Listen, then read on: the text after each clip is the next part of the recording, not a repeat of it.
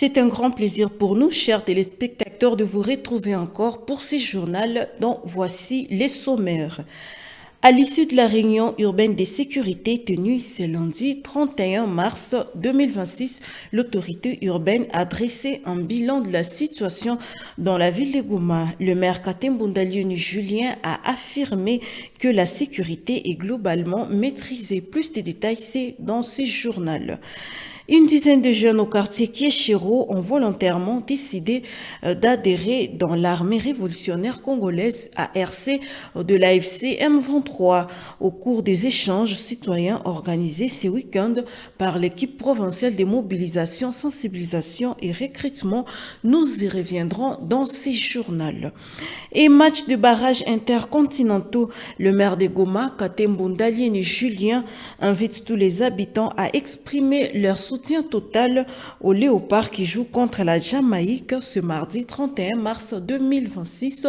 Vous suivrez le maire de Goma dans ces journaux.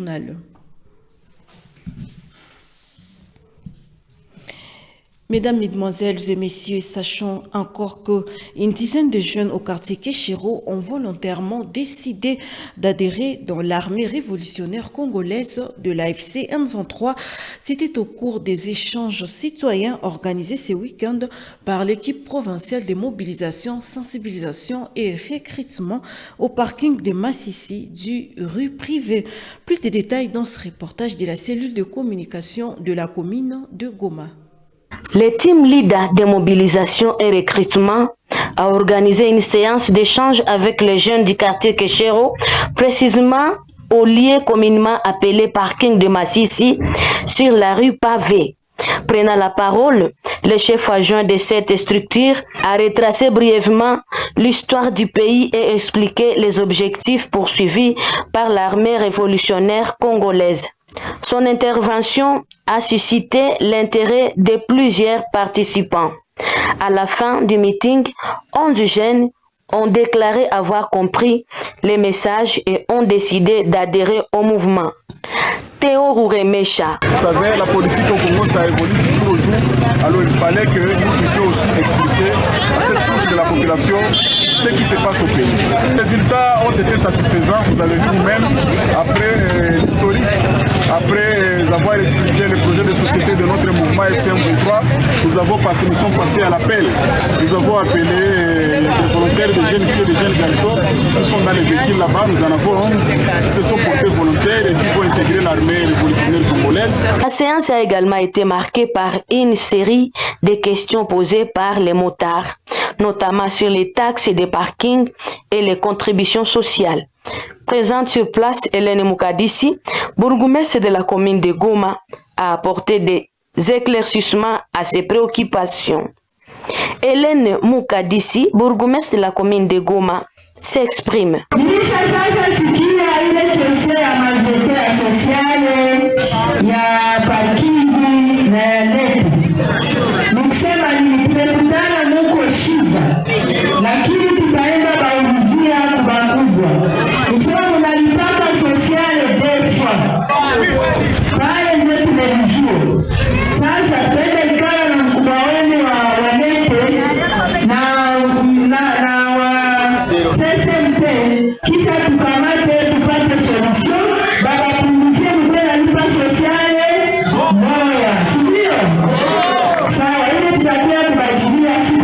Il convient de rappeler que le slogan de l'AFC M23 demeure « Le Congo sera construit par les Congolais eux-mêmes ».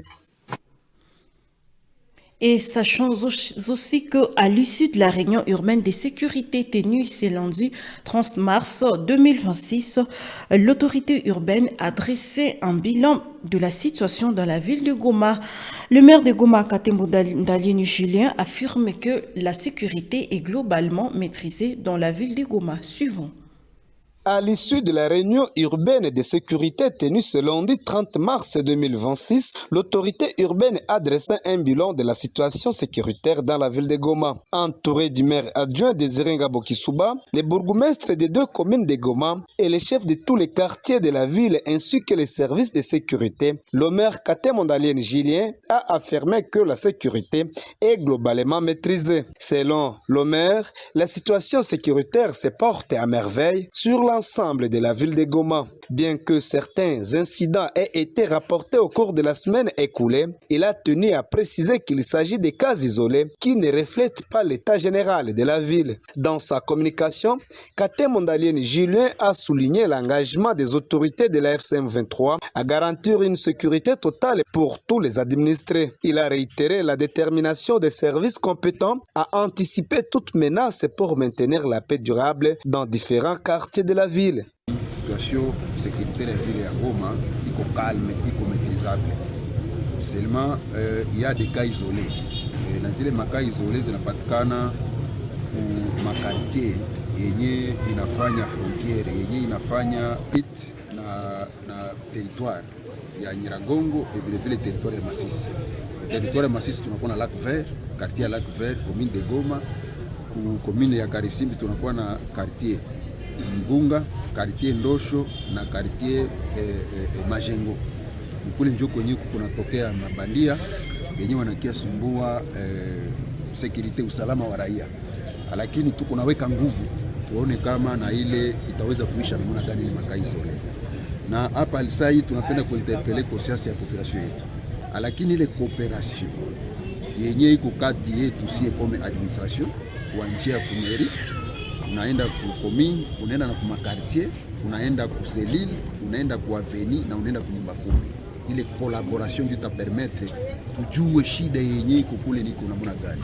Conscient que la sécurité est une affaire de tous, le maire a lancé un appel vibrant à la population gomatracienne. Kate Mondalienne Julien invite les citoyens à maintenir une collaboration étroite avec les services de sécurité et dénoncer tout cas suspect.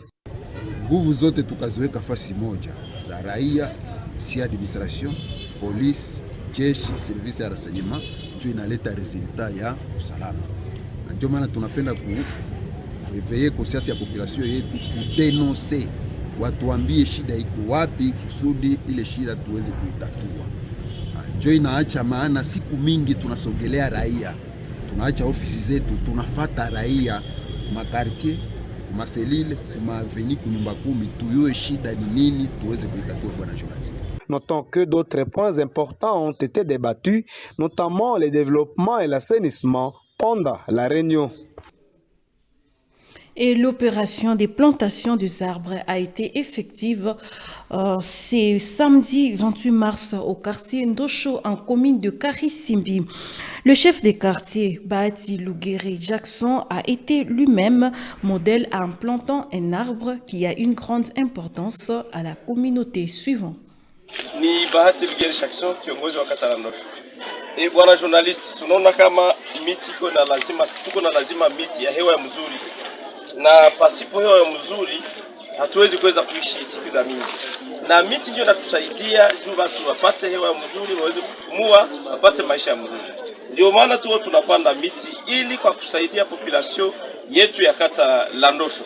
Ujumbe ni kusema kwamba tuko na lazima kila yeyote mwenye iko pembeni ya mti na yeye ndio achunge ile mti. Sababu ni kwa faida yake yeye mwenyewe na sisi wote binafsi. Ni kusema kwamba kila ambaye atakuwa pembeni ya mti ni kujikaza afanye vingine vyote lakini aprotege mti. Bwana journalist, mimi nawaza mimi mwenyewe niko napanda miti na kama mimi naipanda siko nacheza, niko nasaidia population. Alafu yeyote anaweza kuiharibisha, antuka ataadhibiwa na sheria sababu atakuwa amehatarisha maisha ya binadamu. Atanawa mena atapata hewa nzuri na mti. Remise officielle de la nouvelle nomenclature ce week-end aux opérateurs économiques, aux responsables de services publics, aux directeurs des régies financières, aux chefs des entités administratives et aux maires de Bukavu par la chef adjointe de département de finances. Le détail c'est dans ce reportage. Sur toute l'étendue des zones libérées à l'est de la RD Congo. Cela était dévoilé ce samedi 28 mars aux opérateurs économiques, aux responsables des services publics, aux directeurs des régies financières, aux chefs des entités administratives, aux responsables des marchés et aux maires de Bukavu par Madame Fanny Kaj, chef adjointe du département des finances à l'Alliance Fleuve Congo M23. 225 taxes et impôts maintenus sur 536 existants à l'époque du gouvernement passé, soit 311 taxes et impôts écartés dans l'objectif de mettre à l'aise le plus petit commerçant sur le plan économique. Après avoir remis officiellement la nouvelle nomenclature au gouverneur de province Patrick Boussoubangui Nchombo, Madame Fanny Kaj a annoncé des innovations dans cette réforme économique sur toute l'étendue des territoires libérés. Nous sommes venus pour remettre officiellement la nomenclature à la FEC de la province du Sud Kivu aujourd'hui le 28 mars. Non seulement ça, il a fallu que nous puissions aussi mettre le membre de la FEC ensemble avec les agents de FIS. Notre objectif est de créer une confiance intense entre l'administration fiscale et les membres de la FEC. Il y a plusieurs nouveautés. La nomenclature, comme nous l'avons expliqué tout à l'heure, la plus grande nouveauté, comme nous l'avons souligné, aujourd'hui nous sommes dans le système de guichet unique. Nous courons à ce qu'un contribuable puisse avoir une seule adresse où il peut aller déclarer et faire tout. De son côté, le gouverneur des provinces, Patrick Boussoubangui Nchombo, a remercié la FCM23 qui ambitionne de mettre en place un cadre fiscal incitatif, stable et prévisible articulé autour de 3 priorités majeures, notamment promouvoir la formalisation du tissu économique, encourager l'investissement productif et renforcer la confiance fiscale. L'autorité provinciale sollicite le sens élevé des responsabilités pour garantir une application uniforme, transparente et équitable des dispositions de cet arrêté. La réforme que nous engageons aujourd'hui introduit des innovations importantes dont je ne saurais dresser ici la liste exhaustive. Elle s'inscrit avant tout dans une dynamique stratégique portée conjointement par les gouvernements provinciaux du Nord Kivu et du Sud Kivu. Sous l'orientation politique de la FCM23, cette dynamique vise à faire de la fiscalité un véritable levier de croissance, de compétitivité régionale et de légitimité institutionnelle plutôt qu'un simple instrument de prélèvement. En présence du vice-gouverneur en charge des questions économiques, financières et développement, Gadi Moukiza, le représentant de la FEC Sud Kivu s'est engagé à mettre en application cette nomenclature, mais en proposant quelques amendements. La cérémonie de la remise officielle de cette nomenclature a eu lieu dans la grande salle du restaurant Bodega dans la commune d'Ibanda. Et puis, l'administrateur du territoire de Rutshuru a échangé le 29 mars 2026, c'était le dimanche, avec la population de la localité de Kikuku, chef-lieu de la chefferie de Bwito, sur la paix et le vivre ensemble. C'était au cours d'un meeting populaire. Regardons.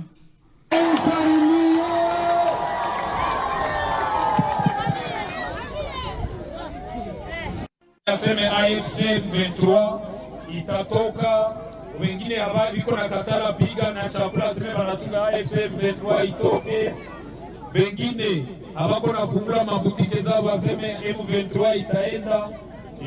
Mutamwara sasa. Hatuwezi tena kubali Banyatura wapewa baintimide, hatuwezi tena itika wamaimai warudie hapa, hatuwezi tena itika FDLR zirudie hapa. Leo ni wakati ya amani, mulale, musinzie. Bamama wape banalala hivi, bababa banalala. Unasizia, unasizia.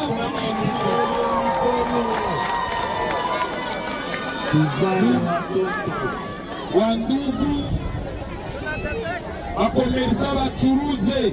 Mwenye iko na makuta zaka natembea nazo mumikono. Soda wetu wakulake vya watu vya bure.